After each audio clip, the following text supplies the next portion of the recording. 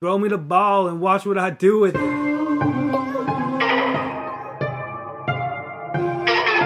are now tuned into the CherryPickin podcast with your host, Andre Cherry.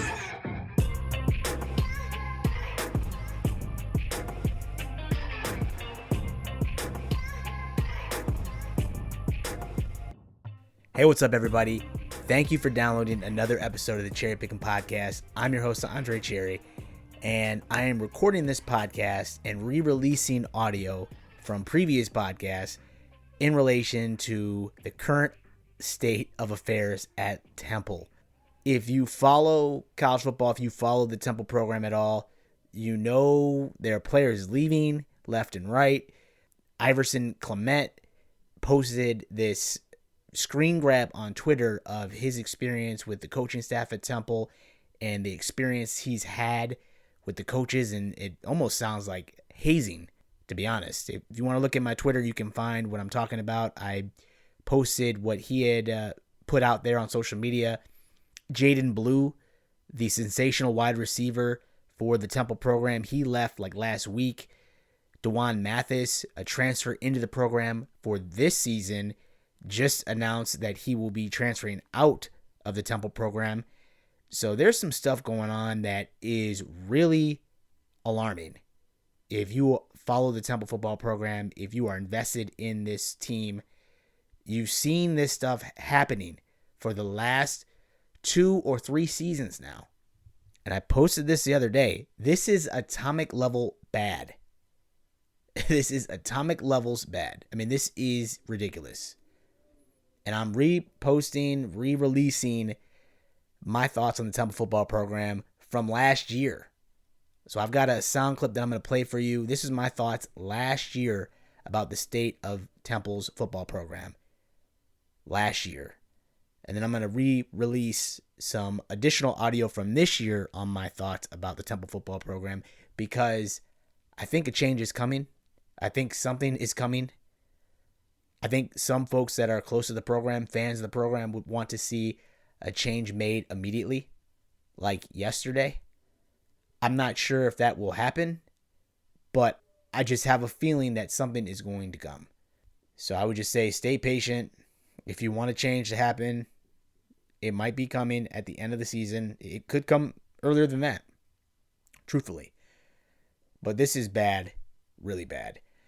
So here are my thoughts on the Temple football program right here. My last story that I want to get to is in regards to the Temple football program. I actually got a tweet that I saw online from We Give a Hoot TU, tweeted on Saturday the breaking news that Rod Carey will not be leaving Temple to coach Illinois. That tweet gave me a chuckle, but I did wonder if Carey wanted to coach in the Big Ten or at Illinois at any point when he was at NIU. He certainly had an impressive record at NIU, minus the bowl record, but he came to Temple instead. A program which has been on the rise for some time and has seen players drafted in the NFL for the last several seasons. In fact, Temple had a school record 4 players get drafted into the NFL in 2020. We had Matt Hennessy, who went to the Falcons, Harrison Hand to the Vikings, Sean Bradley, he stayed here in Philly with the Eagles, and Chappelle Russell with the Buccaneers. So with 4 more players getting signed on as undrafted free agents, Deion Dawkins and Tahir Whitehead are 2 Owls that had the honors of being captains of their teams. Temple is the only team outside the Power 5 conference to have multiple players drafted to the NFL in each of the past 5 seasons. In all, Temple has 26 current players in the NFL, the most of any school outside of the Power 5. Only 16 schools currently have more active players than Temple, as more than half of the league's 32 teams, 18, will sport some cherry and white this season. Furthermore, when adding coaches and team personnel into the equation, there are over 40 people in the NFL with ties to Temple. So that's a tremendous stat, something that you are very proud of if you are a part of the Temple program. This school is a pipeline into the NFL, and it's been that way for the last several seasons. And so what I'm about to say is just my own opinion, but I want to preface this by saying in advance, I have no connection to Temple whatsoever. I'm not affiliated with the program in any way. I didn't go to school there, and I'm not a teacher or professor at Temple. So I'm not, doing double duty representing the school in any way by being a paid employee or by working there or even graduating from that program. I'm an outsider who loves football. The only connection I have to that school is the fact that they are only a few blocks away from my house. I don't know what's going on at that program, but there are a lot of key players who have left the program recently. Those players include linebacker Isaiah Graham Mobley. He went to Boston College. He was a former starter at Temple. He was a former two-time Temple tough guy, which is a big deal, and I'll get into that after I read these names off. But Isaiah Graham Mobley, you have defensive tackle Ifeanyi Majay, who's going to Rutgers, and he will reunite with former Temple assistant Fran Brown, who now coaches the secondary up at Rutgers. Ifeanyi was a former starter. He was also a former Temple tough guy. You had cornerback Linwood Crump, a former starter. Quarterback Anthony Russo, he's at Michigan State, former starter. You had running back Raymond Davis, a former starter at Temple. He's now at Vanderbilt. And Ray Davis, a freshman who burst onto the scene last year. He rushed for 936 yards with 8 touchdowns on 193 carries. He led the team in all rushing categories and added 15 catches for 181 yards and 2 touchdowns. He was a 2020 Maxwell Award nominee. I mean, this guy was a beast for Temple. And the fact that he put his name in the hat to transfer away mid-season, that's a big deal. You also had offensive lineman Vincent Picozzi, kicker Will Mobley. I mean, these are starters. These are players with a lot of great experience leaving this program. A program that I just said drafts players to the NFL better than any other team in this area or in the group of 5. I mean, this is a school that you want to come to if you want to make it to the NFL because the blueprint was here. The blueprint was here for success. These players have a direct window into the NFL after they finish their time here at Temple. I mean, this is the place where you want to be. Russo was a starter for quite some time.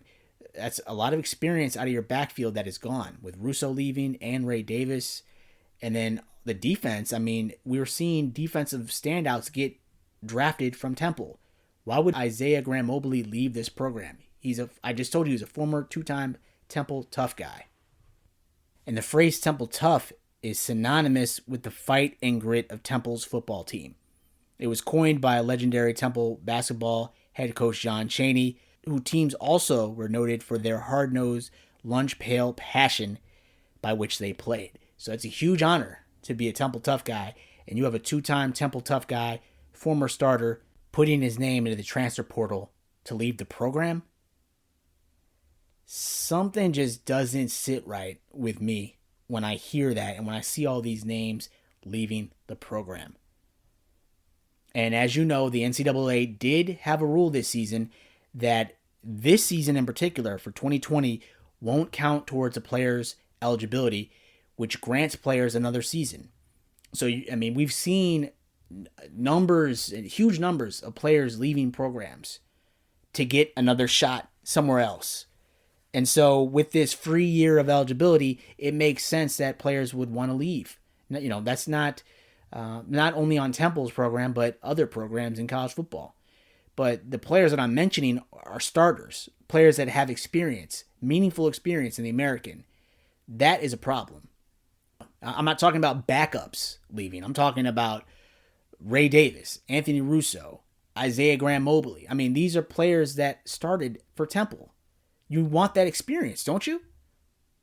I mean, Rod Carey's in his 3rd season, heading into his 3rd season now. And the fact that these guys are leaving now, to me, it indicates that maybe there's something up, or maybe they're not vibing with the message that Carey and his staff has, or they're not buying into the culture.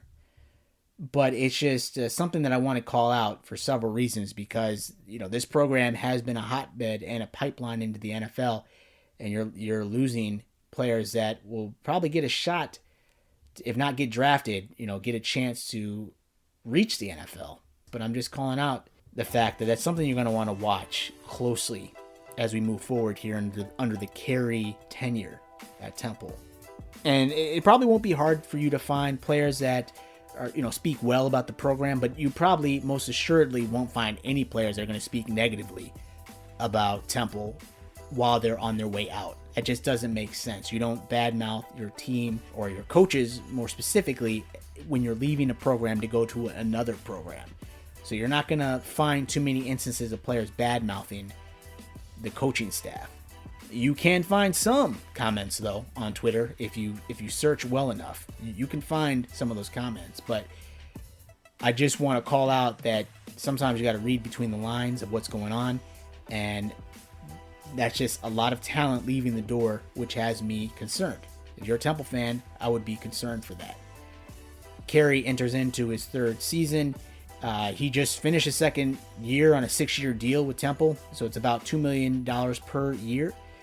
And had Illinois or any other school wanted to tap Cherry to be its head coach, they would have had to pay Temple an $8 million buyout. But I don't know that right now Cherry's name was being tossed out as a potential candidate for the Illinois job. I haven't seen that circulating online very much, but I was just calling out the fact that had a school wanted to choose him, such as Illinois, they would have had to pay Temple $8 million. So, again, just calling it out, something to look out for as you move forward here in the Cherry era at Temple, but that's a big deal that those players have left, and certainly want to call that out because I don't think it's all peaches and cream, and it's worth noting the players that are leaving and the experience that is walking out the door to go to the other programs, because Temple has been that program that draws scouts from the NFL. And you're seeing some big names walk out the door and leave to go other programs. We'll have to see what the future holds next season at Temple. It's going to look a lot different, but Cherry's going to get his shot to run his team his way with his players. Before we get out of here, I did just want to share my thoughts on the Temple football program. I'm a Philly guy. I live several blocks away from the Temple campus. I know I haven't given Temple much love on this podcast this season, but I did want to talk briefly about my thoughts on the program right now. You can listen to my previous podcast that I put out at the end of last season in regards to kind of the revolving door of players coming in, players leaving the program, which at the time I didn't think was a good idea. I didn't think that was a good way to build up a program, the amount of players leaving the door and leaving to go to other programs. So just real quick, want to share my thoughts on what I think is happening at Temple. Temple, they're currently 3-4 overall. They're 1-2 in the conference. They've dropped the last 3 games by an average of 37 points, and they've got 4 games left on the schedule, so they can turn it around. They really could, but I'm not confident they will win another game this season, if I'm being truthful. The South Florida Bulls, the team they played this past weekend, they put up some numbers on Temple. It's embarrassing because Temple was so solid for so long, especially on defense. I mean, they were known for their defense. And the South Florida Bulls tallied 421 yards on the ground to mark the 3rd time in its program history that South Florida has topped 400 rushing yards. That is embarrassing. That's embarrassing. That you let a team run all up and down you this past weekend. The 3rd time they've done that. They put up 421 yards of rushing. That's bad. And that's not a mark of a well-coached team when you're letting other teams run up and down on the field against you.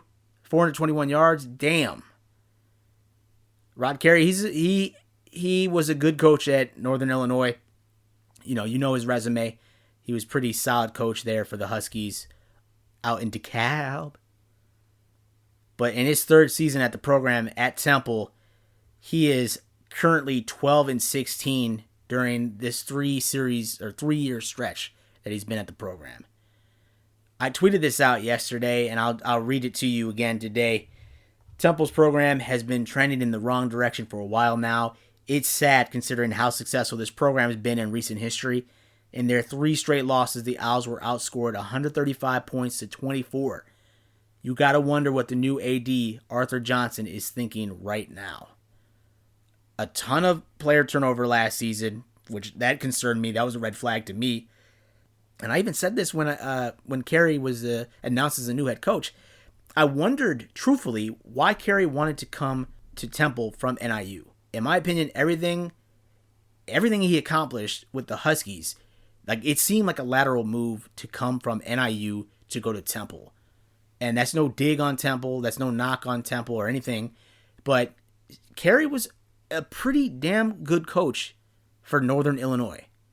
And I just wondered, why weren't other programs knocking on his door to try to poach this guy, to get him to go from NIU to, say, like Minnesota or Illinois, like a Big Ten school or some other conference. Like, to go from NIU to Temple seemed like a lateral move, in my opinion. I don't know what that relationship was like for Rod Carey and the AD at NIU. He had been there for a little while there. So, I mean, I don't know if he just wanted to do something new. I don't know why you come to Temple if you're Rod Carey. Like, if you can just maybe wait out another season, you could maybe have your pick of a bigger school, a better school. Team within the Big Ten, like a school within the Big Ten. You're in Big Ten country. I was always so curious by that and fascinated. Like, why would you come here? And the way he's playing, I don't know if he's long for here. And I had to say something because I don't know what's going on with that program right now. And I just wonder what Arthur Johnson is thinking right now. You know? That's sad the way that the Temple program is playing.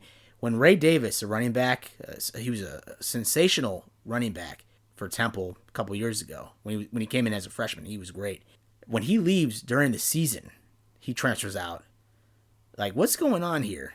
That doesn't happen often when you're a starter of a program and you're going to transfer out of the program. Like at the start of the season, like you already played like 4 games of the season, and you're going to transfer. Okay, that seems a little troubling. And then you've got some other Temple tough guys that have left the program as well. Anthony Russo, the quarterback, longtime quarterback for the Owls, he bounced out to go to East Lansing up at Michigan State. He's there. You got a couple Temple tough players on defense transfer out. One goes to Boston College, and I'm thinking of Isaiah Graham Mobley. Some other guys go to Rutgers. That doesn't happen like that in a coach's third year now. Like, I get it when a new coach comes in, maybe you'll transfer out when he comes in, or maybe you'll transfer out like after the second season. But the fact that players are leaving and it's now your third season there, Temple tough guys that know the program well, know what it's about to win, have been on winning programs at Temple. The fact that those guys are leaving, that's not a good sign. That is not good at all. And I know you brought in a lot of talent, players from Georgia or North Carolina. Like, you're bringing in talent, but can you coach that talent? Are you able to mold these guys into winners for the Temple program? And it doesn't look as if that's happening yet. And I said there's still 4 games left, so they could easily turn it around. I just don't believe that will happen, if I'm being truthful.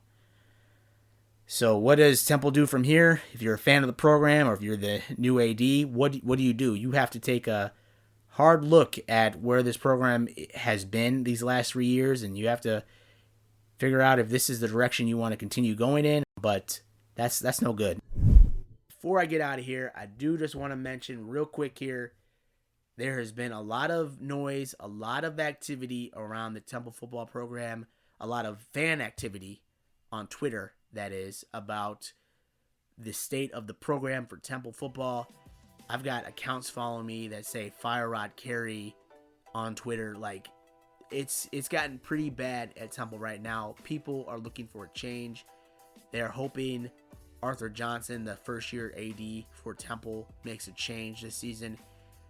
We'll see what happens. Temple's got a few more games to go. This team just looks uninspired.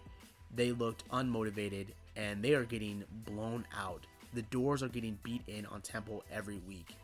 They've got a few more games to go. I'm really interested to see if they can turn it around, find a spark somewhere.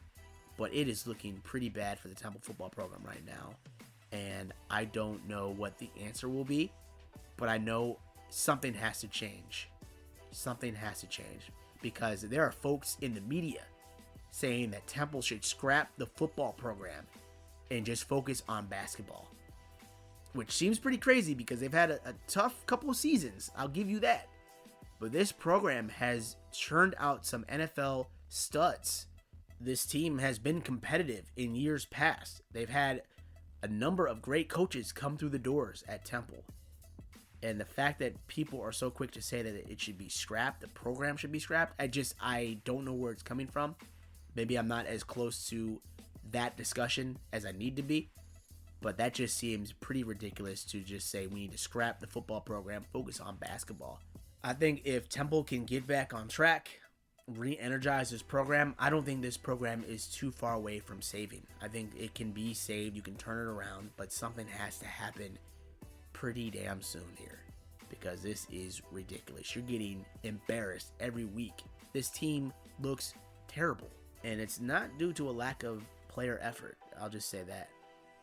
So we'll see what happens. Temple's got to turn it around. Something's got to happen. And I will be glued to the action for the next few weeks to see how this team improves. Is a hope, right? But thank you all for listening to this episode. If you can hear me, I'm a little under the weather. I'm hoping that I'm back to 100% in the near future here. But nonetheless, thank you for downloading this episode. Thank you for the support. Thank you for the downloads. And thank you for being a friend. Next week, we've got a brand new show coming up. This weekend should be fun. College football week 11 is here. Hope you guys have a good seat on the couch, and I can't wait to talk to you soon. Take care, everybody. Peace. Thank you again for tuning into my Cherry Pickin' podcast. If you enjoyed this episode, please feel free to subscribe to my show and drop me a rating on Apple Podcasts. All of my digital content can be found at the website CherryPickinSports.com. And if you are looking to interact with me via social media, my Twitter handle is @Cherry_Pickin. That's PICKIN. On my Twitter, you'll also find a link to my blog where I post my weekly college football predictions and analysis. I can also be reached via email at CherryPickinSports@gmail.com. Please feel free to reach out to me regarding what you like about this podcast or about what content you'd like to hear more of on future episodes. I sincerely thank you for your support, and I can't wait to talk to you again soon. Take care.